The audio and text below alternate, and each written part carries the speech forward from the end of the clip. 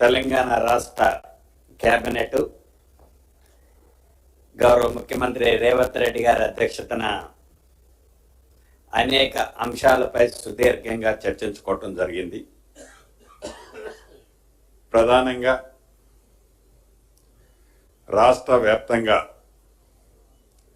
ఈ సెకండ్ క్రాప్కు సంబంధించి వరి విషయంలో కానీ మొక్కల విషయంలో కానీ రైతులు ఎవరూ కూడా అభద్రతకు లోను కావద్దని, ఏదైతే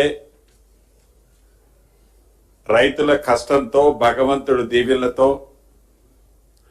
ఈ రెండు పంటలు రాష్ట్రంలో కని విని ఎరగిన రీతిలో అత్యధికంగా పండాయి. ఈ పండిన పంటల్ని రాష్ట్ర ప్రభుత్వం ఇచ్చిన మాట ప్రకారం కొనుగోలు చేసే దాంట్లో ఒక్క అడుగు కూడా వెనక్కి వేయొద్దని,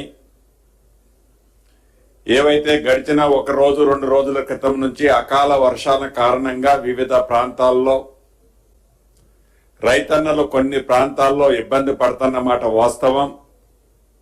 వాటన్నిటినీ యుద్ధ ప్రాతిపదిక మీద ప్రతి జిల్లాలో ఉన్న ఇన్ఛార్జి మంత్రి గారు రెగ్యులర్ గా ప్రతి నియోజకవర్గం ప్రతి మండలంలో ఎక్కడైతే ఏ రకమైతే సమస్యలు ఉత్పన్నమవుతున్నాయో వాటన్నిటినీ అధిగమించి రైతులకు ఎక్కడా ఇబ్బంది కలగకుండా ఉండే విధంగా చర్యలు చేపట్టాలని కేబినెట్ లో గౌరవ ముఖ్యమంత్రి గారు ఆదేశాలు ఇవ్వటం జరిగింది.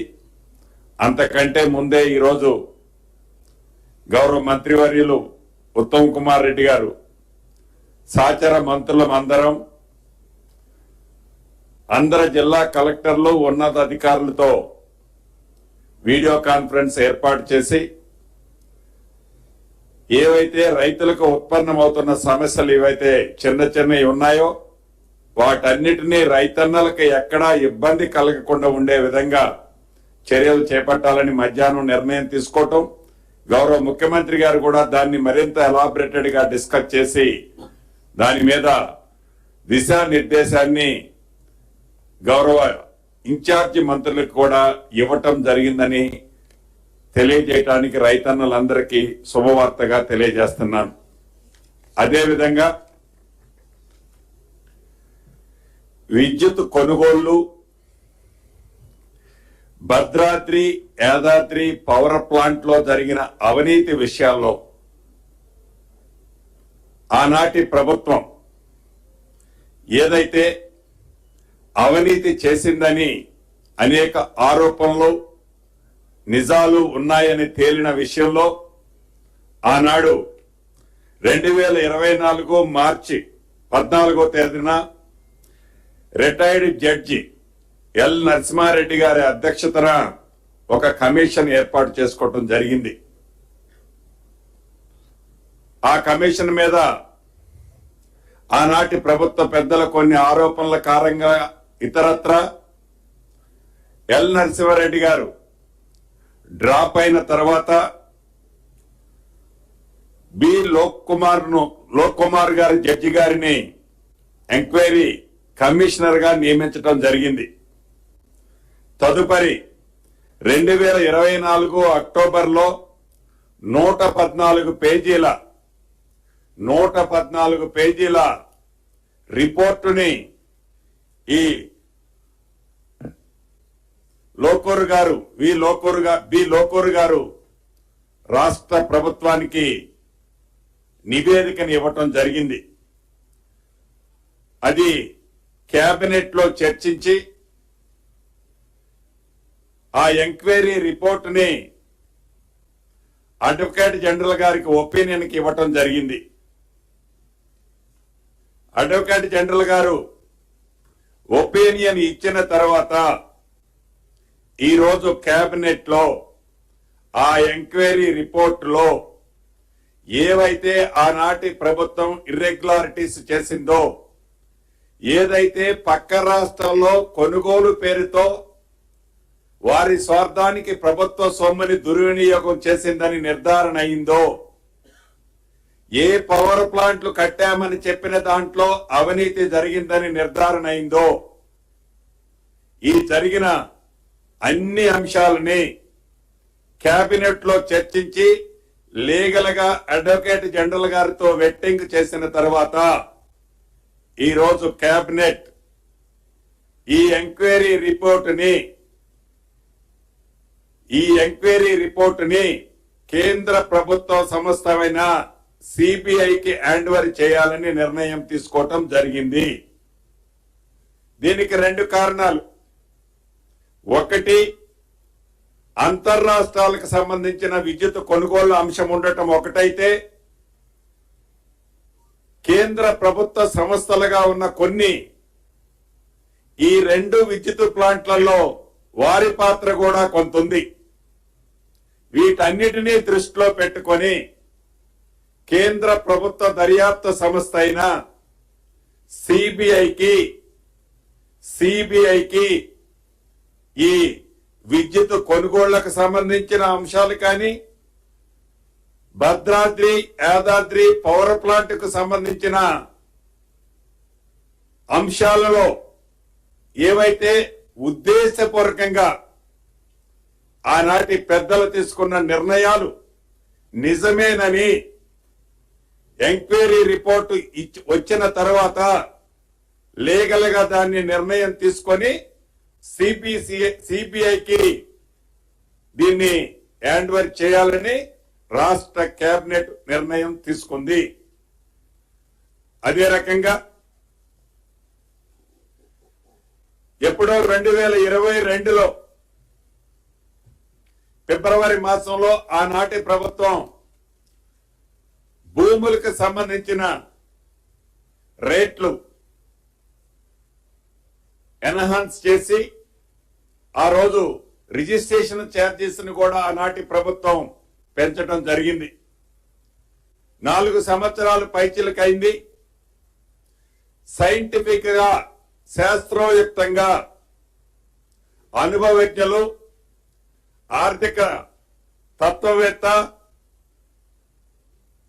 అరవింద్ సుబ్రహ్మణ్యం గారి సూచనల మేరకు జిల్లా కమిటీల నుంచి కూడా ఈ భూములు విలువలు పెంచే, సైంటిఫిక్ గా పెంచే అంశాన్ని పరిశీలించి ఈ నెలాఖరు లోపు సుమారు 26వ తారీఖు లోపు సైంటిఫిక్ గా ఈ భూములకు సంబంధించిన రిజిస్ట్రేషన్ ఛార్జీలకు సంబంధించిన కార్డు వాల్యూలు, భూమి విలువలు సైంటిఫిక్ గా ఇంక్రీజ్ చేయటంతో పాటు ఏవైతే ప్రభుత్వ అవసరాల కోసం, ప్రభుత్వం డెవలప్మెంట్ చేసే ప్రాజెక్టుల కోసం, అది నీటిపారుదల శాఖ కావచ్చు, అదే రకంగా రోడ్డు సెక్టార్ కావచ్చు, ఇతరత్ర ప్రభుత్వ అవసరాల కోసం ఏవైతే ల్యాండ్స్ అక్విజిషన్ చేసేటప్పుడు రైతన్నులు కూడా, భూములున్న ఆసాములు కూడా వాళ్ళ కార్డు వాల్యూ పెంచాలని కూడా కోరుకోవటం జరిగింది. వీటన్నిటినీ దృష్టిలో పెట్టుకొని 4 సంవత్సరాల తర్వాత భూము వాల్యూలు, కార్డు వాల్యూని ఈ నెలాఖరు లోపు సుమారు 26వ తారీఖు అలా పెంచాలని కూడా కేబినెట్ లో ఇన్ఫార్మల్ గా డిసైడ్ చేయడం జరిగింది. అదే రకంగా ఇల్ట్ పాలసీకి సంబంధించిన అంశాన్ని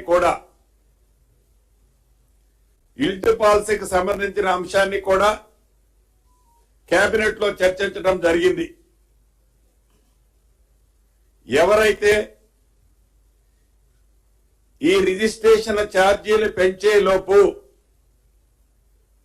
ఎవరైతే ఈ పరిశ్రమలకు సంబంధించిన భూములు ఈ ఇల్ట్ పాలసీ ద్వారా ఈ రిజిస్ట్రేషన్ ల్యాండ్ వాల్యూలు పెంచే లోపు అప్లై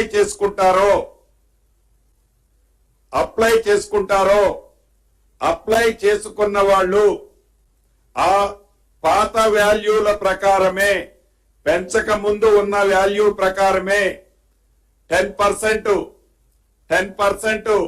వారు పే చేస్తే మిగిలిన 90% యాజ్ పర్ ప్రొసీజర్ ప్రకారము 90 డేస్ లో కట్టే వసతిని సౌలభ్యాన్ని ఇవ్వాలని కూడా ఈ రోజు కేబినెట్ నిర్ణయించడం జరిగింది. అదే రకంగా నల్గొండ రంగారెడ్డి పాలు ఉత్పత్తులు చేసే రైతన్నలు, ముఖ్యంగా ఆ 2 జిల్లాల్లో ఉండే మా ఆడబిడ్డలు, ఏదైతే అక్కడ మంచి ఒకప్పుడు ఫుల్ ప్రాఫిట్ లో ఉండే డైరీ ఉండేది, అక్కడ మదర్ డైరీ, ఆనాటి 10 సంవత్సరాల్లో ఆ డైరీ పరిస్థితి ఏమైందో నేను ప్రత్యేకంగా చెప్పనవసరంలా. ఈ డైరీని నేషనల్ డైరీ డెవలప్మెంట్ బోర్డుకి అప్పగించే ఎంఓయుకి ఈనాడు కేబినెట్ ఆమోదం తెలపడం జరిగింది. దీనివల్ల నల్గొండ రంగారెడ్డి మిల్క్ ప్రొడక్ట్ చేసే రైతన్నలకు తప్పకుండా, ఒకప్పుడు ఉమ్మడి ఆంధ్రప్రదేశ్ లో ఏ రకంగా అయితే ఆ డైరీ 3 పువ్వులు 6 కాయల్లా ఉండేదో అదే పద్ధతిలో అంత బెనిఫిట్ ఈ రైతులకి, ముఖ్యంగా ఈ 2 జిల్లాలలో పాలు ఉత్పత్తి చేసే మా ఆడబిడ్డలకి మంచి జరుగుతుందని ఈ ప్రభుత్వం పూర్తిగా విశ్వసిస్తుంది. అదే రకంగా వివిధ సబ్ స్టేషన్లు, ఈ 33/11 కానివ్వండి, మిగిలిన సబ్ స్టేషన్లు ఎక్కడైతే అవైలబిలిటీ ఉంటాయో ఈ సబ్ స్టేషన్ల పక్కనే అవైలబిలిటీ ఉన్న ప్రభుత్వ భూముల వద్ద సోలార్ పవర్ కి సంబంధించిన అంశాన్ని, ప్లాంట్ని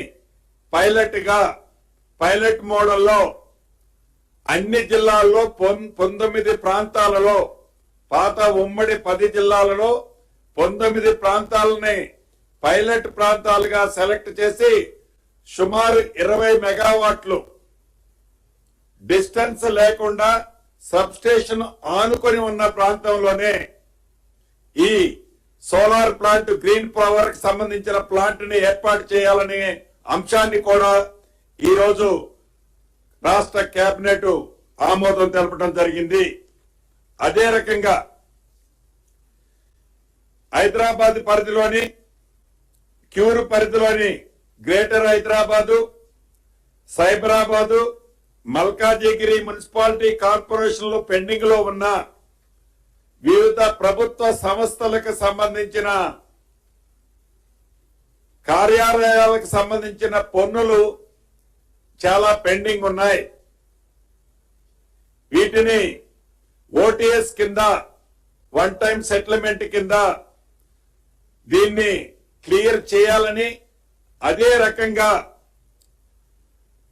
హైదరాబాదు జలమండలికి ఇవ్వాల్సిన నీటి బకాయిలను కూడా, ఏవి ప్రభుత్వం వాళ్ళు ఇవ్వాల్సిన వాటి గురించి ప్రభుత్వ సంస్థలు, ఇందాక చెప్పిన టాక్సేషన్ కానీ, ఈ వాటర్ సప్లైకి సంబంధించిన అంశం కానీ, ప్రభుత్వాలకు వాడిన ఆఫీసులకు సంబంధించిన డ్యూస్ ఏవైతే ఉన్నాయో వాటి మీద పెనాల్టీలు, ఇంట్రెస్ట్లు, పెనాల్టీలు ఏవైతే వేసుకుంటా వస్తే సుమారు అది 5,864 కోట్లున్నాయి. ఈ 5,864 కోట్ల బదులు 1 టైం సెటిల్మెంట్ లో ఆ ఇంట్రెస్ట్లు, పెనాల్టీలు తీసేస్తే సుమారు 1,686 కోట్లు వస్తున్నాయి. దీనికి రాష్ట్ర కేబినెట్ ఆమోదం తెలపడం జరిగింది.